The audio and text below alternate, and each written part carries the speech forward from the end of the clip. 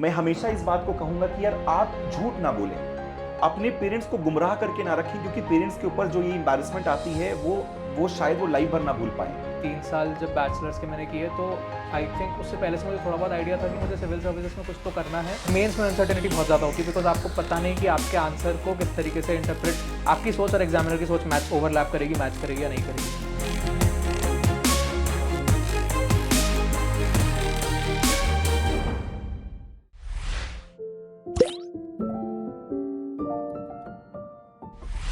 Hello all, welcome to smart classes academy.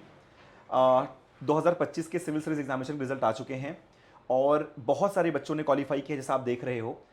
एक छोटा सा पॉडकास्ट आज हम रिकॉर्ड कर रहे हैं। हमारे पास आज ऑल इंडिया रैंक 104 हमारे साथ बैठे हुए हैं।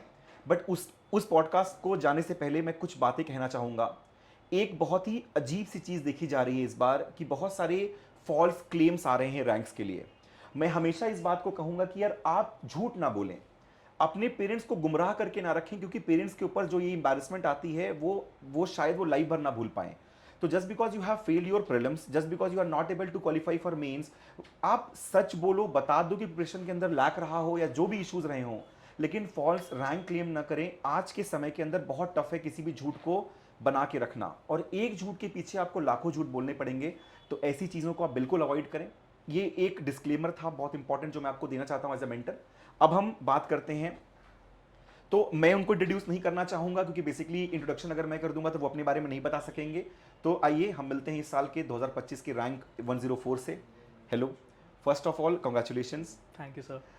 बहुत खुशी हुई इस बात को लेकर कि आप आए और टाइम निकाला हमारे लिए। ऐसे मैं ये बात मानता हूँ कि बेसिकली क्या है कि बच्चे टाइम निकालते हैं, बट फिर भी सबसे पहले आप अपने आप को बताइए कि किस तरीके से आपने शुरुआत की, प्रिपरेशन का आइडिया कहाँ से आया, और आपके पेरेंट्स का क्या रोल रहा था इस पूरे जर्नी में। सर मेरी स्कूलिंग पूरी हरिद्वार से हुई है।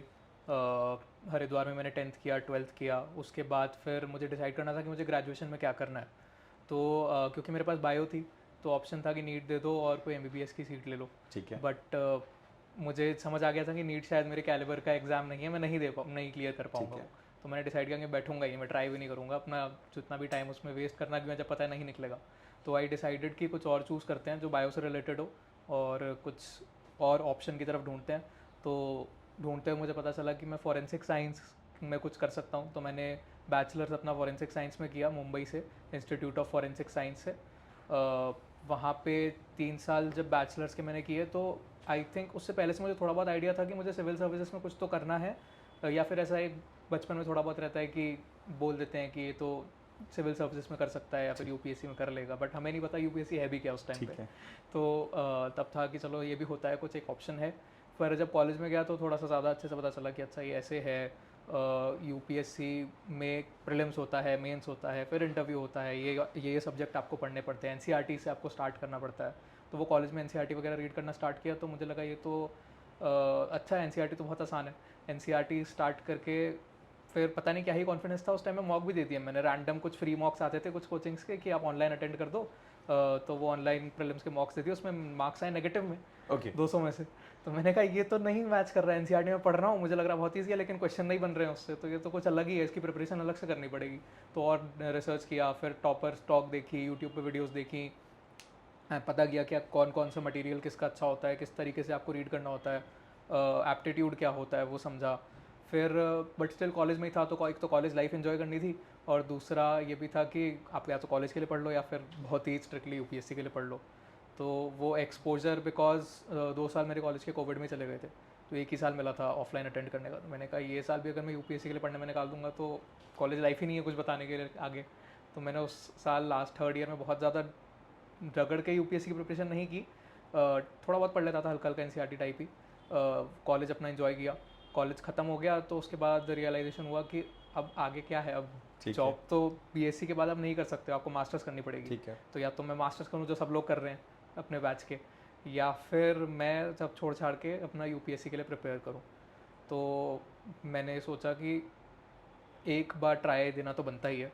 मास्टर्स में बाद में भी कर सकता हूँ, 4 साल बाद भी मास्टर्स करने से मुझे कोई रोकेगा तो है नहीं कि मैं 28 साल में मास्टर्स कर रहा हूँ। लेकिन अभी इस टाइम पे अगर मुझे लगता है कि मैं अपना बेस्ट एफर्ट डाल सकता हूँ in terms of hard work, in terms of number of hours that I can give in a day, वो इस एज में मैं दे सकता हूँ अपनी एनर्जी सबसे ज़्यादा अच्छे से यूटिलाइज़ कर सकता हूँ यहाँ पे, तो मैंने कहा यहाँ पे पहला ट्राई जो है वो यूपीएससी को ही जाना चाहिए। ठीक। तो मैं वापस आ गया हरिद्वार, एंड हरिद्वार से ही प्रिपरेशन करी मैंने, क्योंकि दिल्ली आने का नहीं था कि दिल्ली आके ORN में प्रिपेयर करना है, तो मैंने हरिद्वार से ऑनलाइन प्रिपरेशन स्टार्ट करी। 1 साल प्रिपेयर किया, उसके बाद 24 मैंने पहला अटैम्प्ट दिया अपना, प्रीलिम्स उसमें मेरा क्लियर हो गया।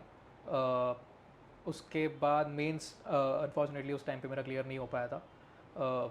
सेकंड अटैम्प्ट में मैंने इम्प्रूवमेंट किया, जो मुझे लगा था कि मेरे मेंस में शॉर्ट फॉल हैं उसके ऊपर इम्प्रूव करके आंसर राइटिंग प्रैक्टिस ज़्यादा करी, वो आई थिंक इट वर्कड, और उससे सेकंड अटैम्प्ट में क्लियर हुआ। उसमें पेरेंट्स का सर बहुत ही इंपॉर्टेंट रोल रहा है मेरे। जैसा कि आपने बोला था कि पेरेंट्स का रोल हमेशा सब बैकबोन की तरह ही रहता है।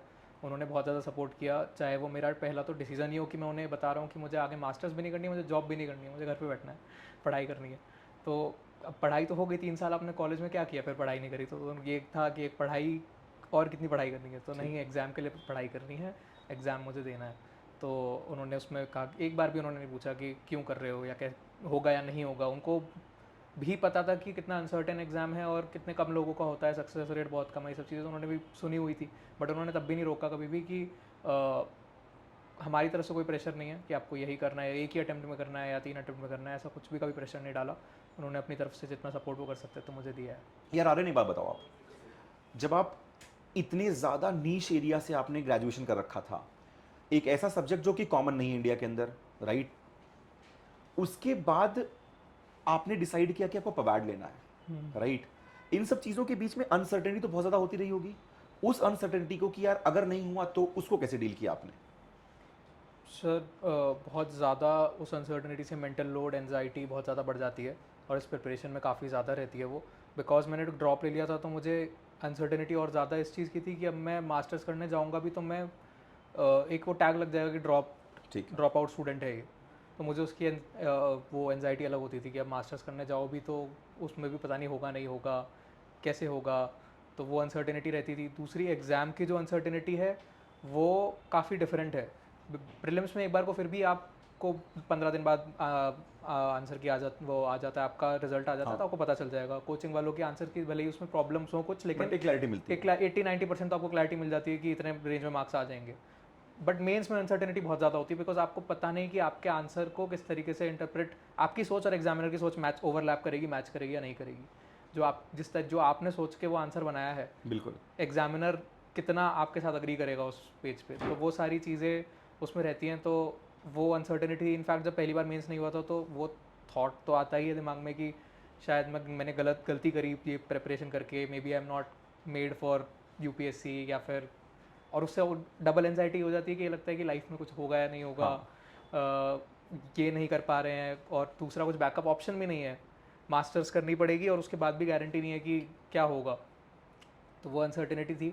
But I think sir it is the part and parcel of this preparation, आपको वो लेके चलनी ही पड़ेगी अपने साथ। एंड अनसर्टेनिटी है, बट आपको इतनी सर्टेनिटी रखनी है कि आप अपना बेस्ट दो, आपके एफर्ट पे आपकी सर्टेनिटी है, रिजल्ट भले अनसर्टेन हो, अपनी जो कंट्रोलेबल्स हैं उनको कंट्रोल करो। बिल्कुल सर, ठीक है, नहीं, वेरी वेरी गुड।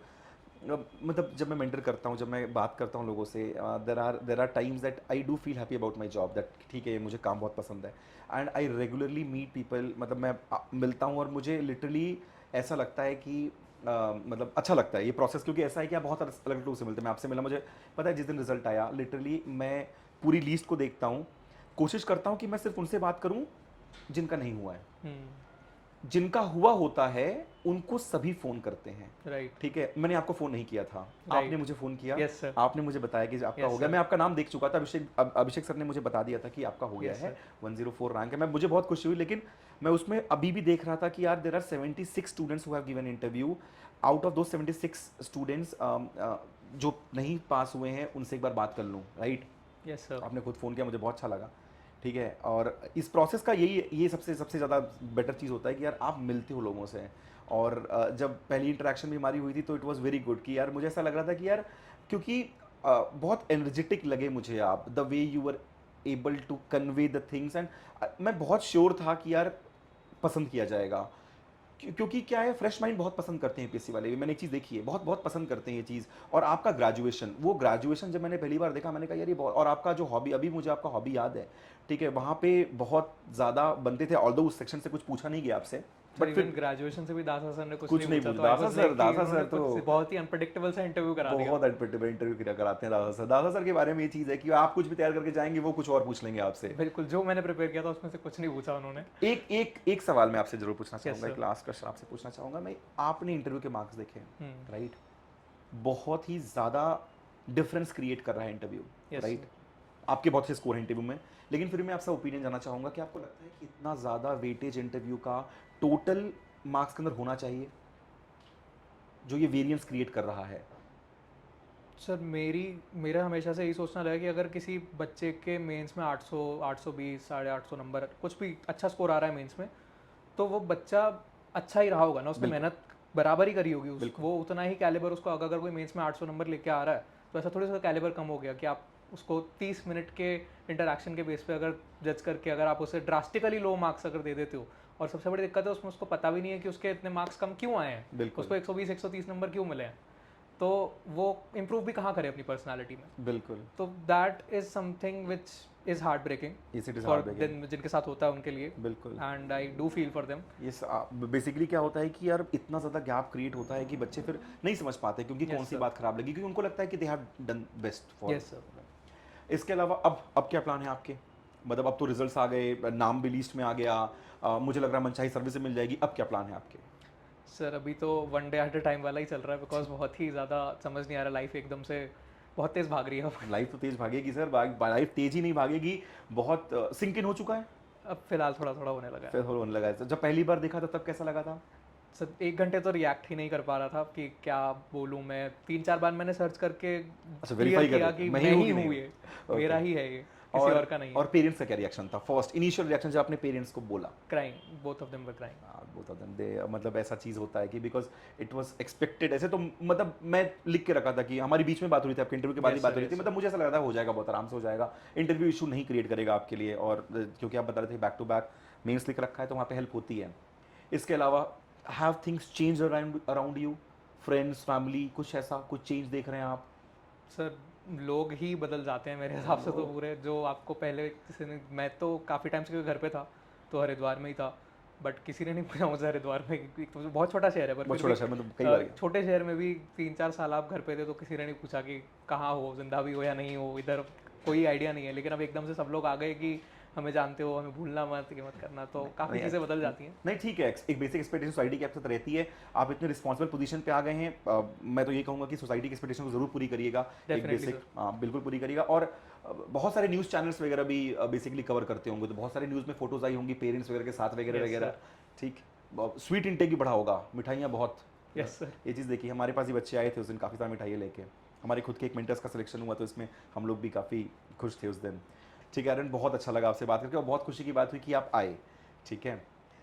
मैं ज़रूर चाहूँगा कि जैसे एक बार जब प्री खत्म हो, क्योंकि आपका जब फाउंडेशन स्टार्ट होगा उसके पहले आप एक बार हमारे पास आएँ, जो बच्चे हमारे यहाँ मेंस लिख रहे होंगे उनको एक बार गाइड करेंगे किस तरीके से वो बेटर परफॉर्म कर सकते हैं। Definitely sir. क्योंकि जब कोई इंसान उस प्रोसेस को करके पार कर चुका होता है उसको क्रेडिबिलिटी ज़रूर मिलती है। Yes sir. ठीक है, और ज़रूर हेल्प करें पबाड के अंदर बच्चों को। यस सर, ठीक है, डेफिनेटली। Once again congratulations. ठीक है, you, बहुत sir. बहुत खुशी की बात है कि आपका हुआ, और मैं मतलब ये कहूँगा कि अच्छे से सर्विस करिएगा, ठीक है, पेरेंट्स का नाम, हम लोग का, और नाम ज़रूर जा करिएगा, ठीक है। Thank you.